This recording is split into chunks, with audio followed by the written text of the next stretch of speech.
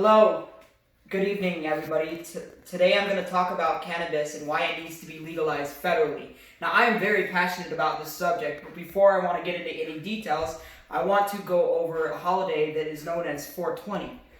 Now 420, fun fact before we begin talking about why cannabis needs to be legalized federally, Cannabis Day is known as 420, and it's a day where we talk about cannabis and we learn more information about the various things that it can treat.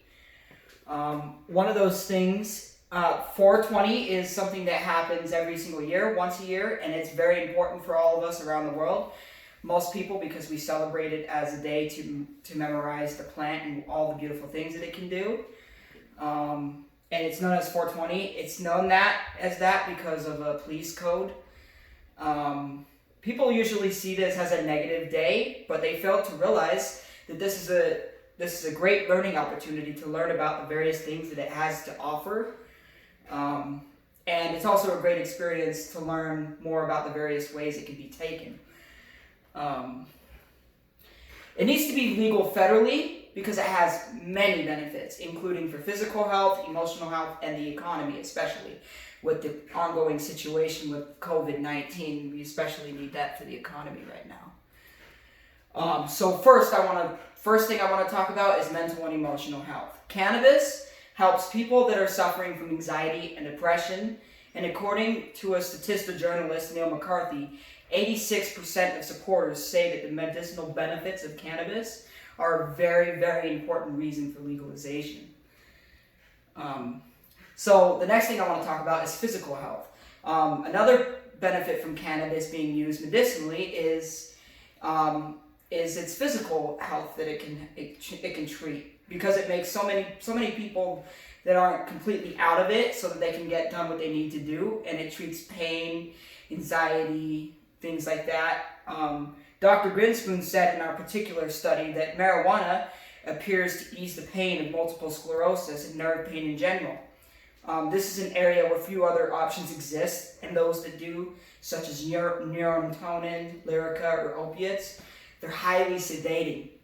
And so patients claim that marijuana allows them to resume their previous activities without them feeling completely out of it and disengaged. That's not fun for anybody. Nobody wants that. So the next thing I want to talk about is its benefits that it can have for children with underlying health conditions. Not just the things that I covered, but also many other things like glaucoma, cancer, things like that.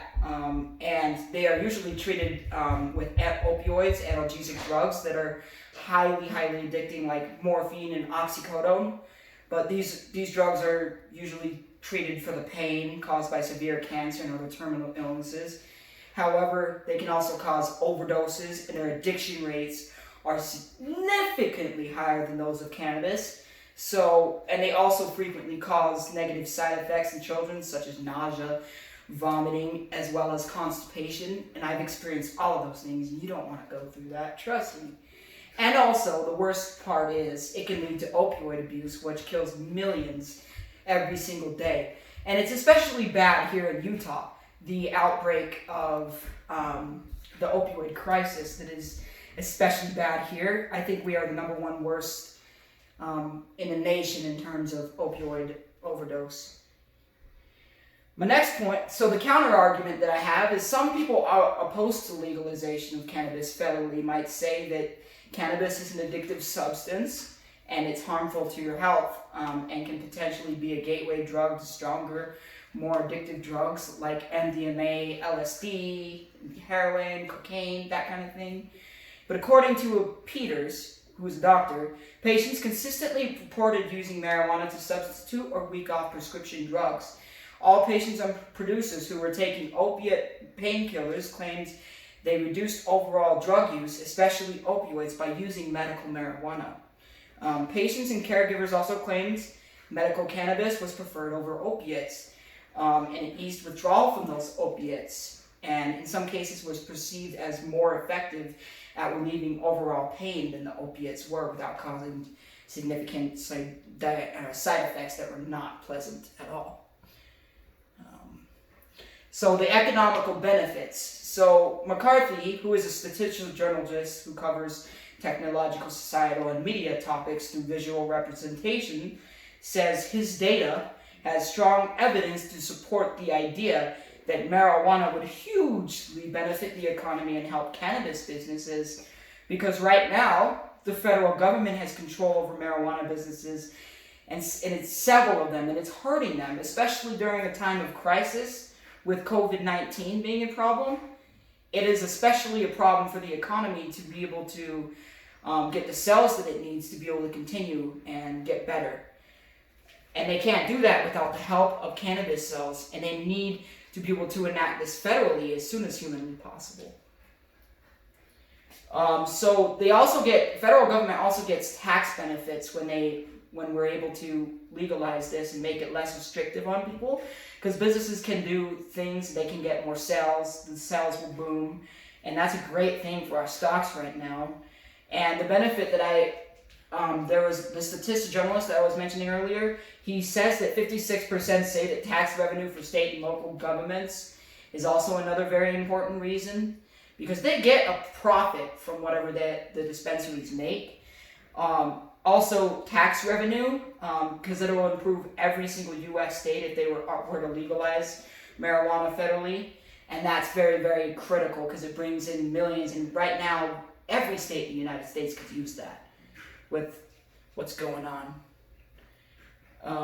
So my other source that I want to talk about today is from KUTV, and it talks about a lack of certified customers at a dispensary located in Salt Lake.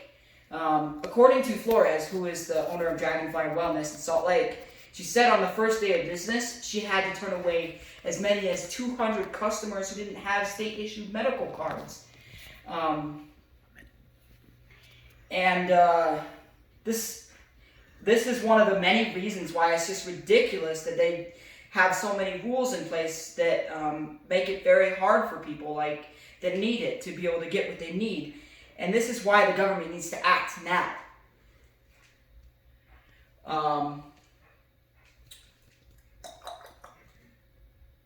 So I encourage you guys, all of you, to reach out to your representatives and tell them about the benefits of federally legalizing cannabis, because it helps physical health, emotional health, and the economy. To go about this change, just simply Google search how to find my representative. The first search result should be house.gov. When you click on that, it'll take you to a page where you must be in your zip code. You might also have to put in your street address.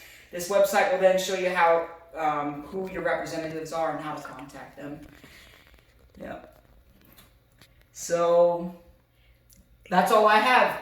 Do you have any questions? Thank you for a wonderful semester, everybody.